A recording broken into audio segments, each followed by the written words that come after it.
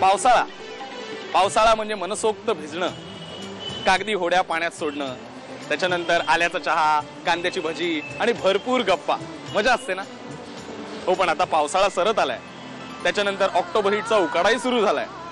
पण अशा वातावरणातही पावसाळ्यातला ओलसर अनुभव तुम्हाला अनुभवायला आवडेल? असा अनुभव हवा असेल तर तुमच्या जवळच्या चित्रपटगृहात नक्की जा, कारण हा पावसाळ्यातला ओलसर अनुभव, पावसाळी वातावरण आणि त्यात रंगलेल्या गप्पा घेऊन येतोय एक नवीन चित्रपट. तो म्हणजे कटिंग चाय प्रोडक्शन्स निर्मित धो धो पावसातली वन डे मॅच.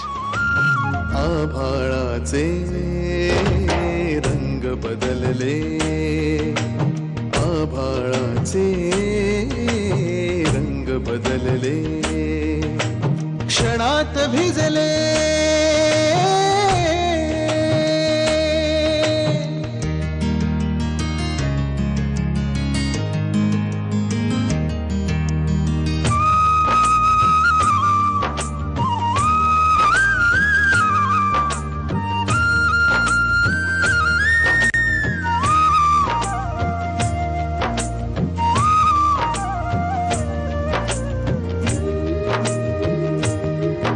चित्रपटाची कथा, पटकथा, संवाद लिहिले जन्मेजय पाटील आणि स्वप्नील जाधव यांनी, तर दिग्दर्शन केलंय नितीन कांबळे यांनी. हा संपूर्ण चित्रपट फक्त 2 कॅरेक्टर्स भोवती गुंफलेला असून ही 2 कॅरेक्टर्स करतायत सुहास पळशीकर आणि शेखर फडके. किती छान वाटतात नाही दोघं.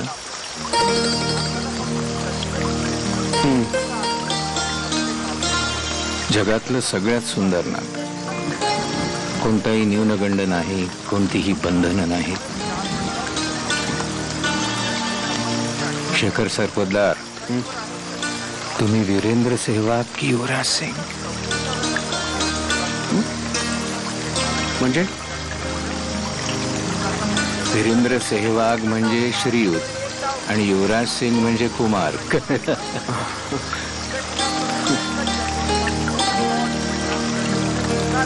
मी युवराज सिंग. अरे वा, युवराज सिंगच्या तर बऱ्याच गर्लफ्रेंड्स आहेत. तुझं तसं काही आहे का?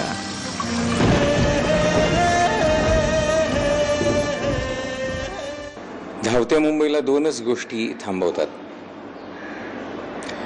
तो म्हणजे धोधो पाऊस आणि वन डे मॅच. पावसात सगळं जनजीवन ठप्प होतं आणि वन डे मॅचला रस्त्यावर तुम्हाला कोणी दिसत नाही. तर ह्या कॉन्सेप्टवर की हे या सिनेमाचा बॅकड्रॉप आहे, लाईन आहे आणि जीवनामधला संघर्ष कुठल्या रूपाने कुठे कसा प्रॉब्लेम सॉल्व्ह होईल हे तुम्हा आम्हालाही माहीत नाही. तर हा फार इंटरेस्टिंग भाग या सिनेमातला आहे. तर हा तुम्ही सिनेमा बघा, धो धो पावसातली वन डे मॅच. एक वेगळ्या प्रकारचा अनुभव हा सिनेमा आपल्याला देईल. एक सकारात्मक विचार करण्याची वृत्ती आपल्यात निर्माण होईल, कारण की शेखर सरपोतदार जे कॅरेक्टर मी प्ले करतो तो नकारात्मक विचार करणारा मनुष्य आहे, मुलगा आहे.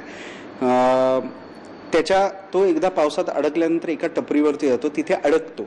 तो अडकल्यानंतर त्याला सुहास पळशीकर भेटतात, म्हणजे जे सकारात्मक विचार करणारे जे असतात, आणि त्यांच्यातलं द्वंद्व म्हणजे धो धो पावसातील वन डे मॅच. क्षणात भिजले, क्षणात सुकले, आभाळाचे रंग बदलले, क्षणात भिजले.